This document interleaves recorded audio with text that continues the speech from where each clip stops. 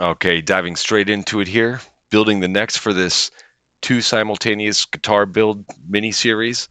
Now, I'm not going to go into detail as much here as I did in my earlier full build series. That's not the point. What I want to do here is show you multiple ways to do things because there's not just one way. So that's why I'm doing these two builds side by side. I have a maple neck here, and I'm rough cutting the neck first, doing my painter's tape and super glue trick here to get the template on it, and then I'm going to go ahead and flush route the rough cut shape. I'm going to go ahead and use my top bearing flush trim router bit on here. And on the other neck, I'm going to do the truss rod channel first. Here I'm shaping the neck first, and then I'm going to cut the truss rod channel. This is my bottom bearing flush trim bit. One thing I want to take a little bit of time to show you here, because I've been asked about it. How do you cut your fret slots? So I'm going to take a little bit of time, slow it down just a little bit. I have this sled that I built out of scrap parts. I did pay for the StewMac fret slotting jig. It's one of the tools that I did purchase. Little pin here that sticks in there, and the idea is these slots index on that pin. See? So you double side tape the fretboard to it face down, and as you go through the saw blade, which I need to change here in a second, it's a very thin saw blade. So I bought the blade and I bought the jig. It's a 0.023 inch kerf or width saw blade. So I'm pulling out my big 10-inch whatever Craftsman and putting in the StewMac bit. The StewMac blade. Very, very thin blade, again, 0.023 inch diameter.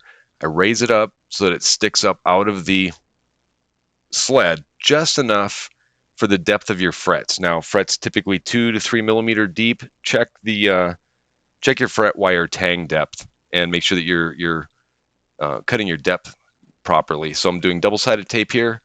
Flip the thing over. Make sure you start on the right side, and just go at it. So that's how I do it. It was a worthwhile investment to me because the alternative is buying pre-slotted fretboards, and it doesn't take long before this thing pays for itself, and it just made sense to me. And I didn't want to use the miter box with the Japanese saw. The price was about the same. So here I'm going to go ahead and route the truss rod channel. Now you have to be a little bit careful because the neck is already pre-cut. It worked out well. Just make sure you're 3-inch perpendicular to the center line. This is the second neck that I'm working on, and as you notice, I'm using just the straight up neck blank. I'm going to go ahead and cut the truss rod channel in here first. And this neck is Acacia, so it's much harder wood. And I wasn't aware of just how hard until I took my somewhat cheap Amazon router bit and it jumped and wobbled. So I have an error coming up here that I'll show you how I fix. Not the end of the world. It's also a narrower piece of wood, so I'm going to have to glue wings onto this thing for the headstock shape, and I'll show you that as well. I do like to set the truss rod on there. I mark where the nut goes and where I want the truss rod to go, how far, and then do a light trace on it. It's really about the center line, though. The little outline silhouette of the truss rod is just for my own reference. And I think this is where I'm in fast motion, but it wobbled. So I'm going to proceed. Keep on cutting to the depth. There's no point in stressing over that now. Let's just finish this part of it, vacuum it up, do it a few times, make sure the depth is right. It's about 3/8 inch deep. I don't recall exactly, but you're going to be measuring. So here's what I did. I took a hardwood dowel, sliced it down the middle. There's the other half of it. Shaped it and formed it until it was just a snug, perfect fit up against that router gouge. And then I clamped it in there, some wood glue. And I'm going to come back after this thing sets up for a few hours, plane it flush. And then I'm going to go ahead and backfill any little places where it didn't mate perfectly up against the neck wood with some very fine sawdust and super glue. So chisel it out. This is okay, actually, because the groove I cut here for the truss rod channel is a little bit wide, and it was really wide where I gouged it. But this gives it a little bit of snugness. It'll work good. Nobody's going to see this. And I could have left it, but I like to know that it's filled correctly underneath that fretboard. So here's the super glue and superfine powder. I have my poor man's planer here, just a old belt sander belt taped to a smooth part of the shop floor. That's it. No harm, no foul. Then I'll go ahead and cut it out. So you've seen two different ways to do a neck. Truss rod channel, you could do it before or after. It doesn't really matter. I do like this way better. It's more surface area for the router to ride on, though that didn't help me, obviously. It was the cheap bit, I think, got me, or I'm kicking the camera, tripod, that kind of thing. Here's where I need to put the wings on. So I'm going to take a couple pieces of the neck material, cut them out, try to match the grain as well as I can. And this is how Gibson does it. You look at the Gibson, headstocks, they have glued on wings.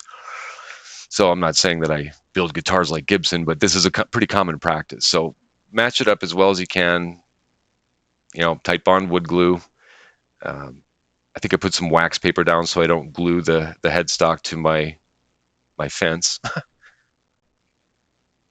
And little clamp. You don't gotta have to crank it down too much. I think guys over clamp things.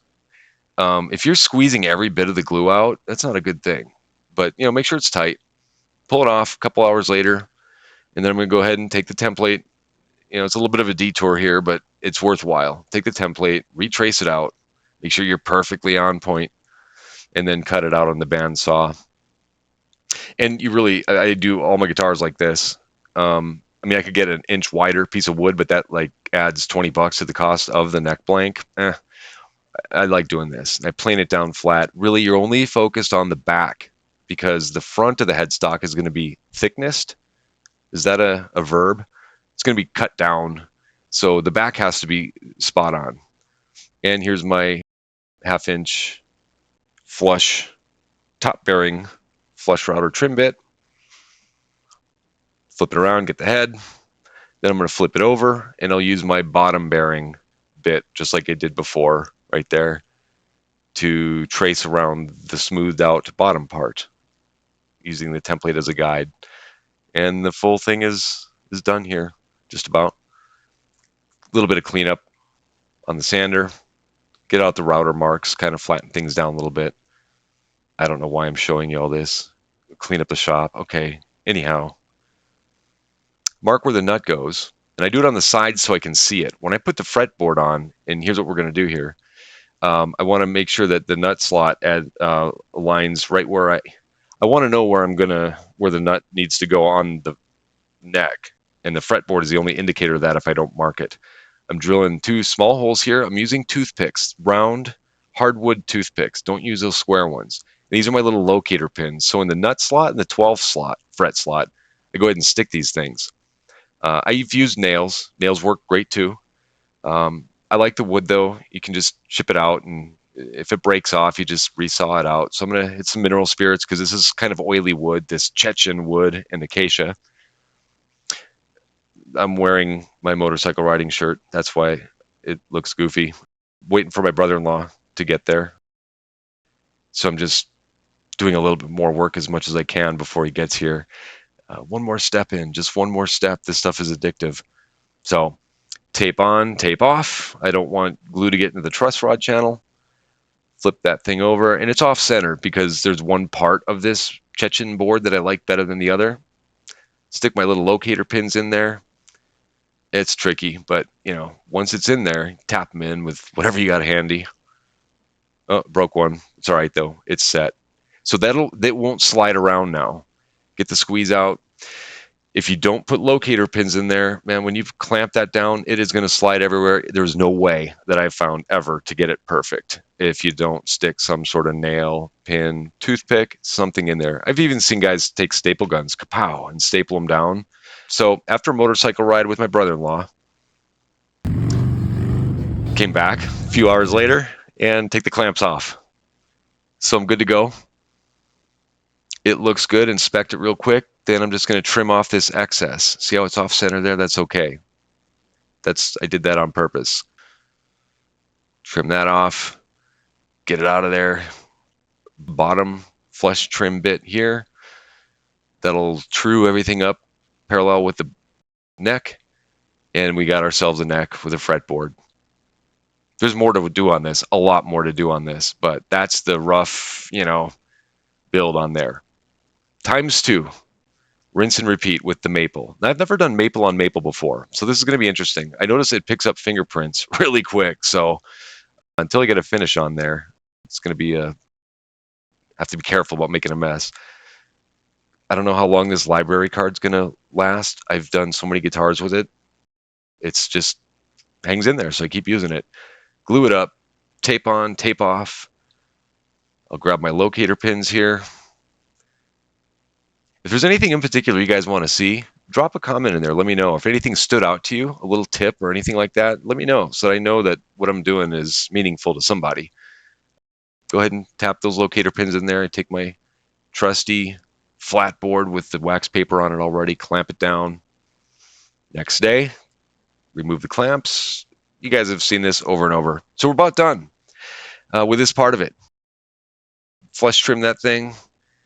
And again, the point of this isn't to go into detail, but just to show you some techniques. Some things are the same, no matter how you approach it. There are certain things that you have to do, and certain things that you can do multiple different ways. So I'm trying to show you some of that today. I'm going to go ahead and trim this down. That one's a 25-inch scale length, by the way. I should have said that earlier. So here we are. We're done. Join me for the next ones. We'll shape necks and install frets and cut control cavities, electronics, all the stuff. So I hope you enjoyed this and got something out of it. Thanks for watching.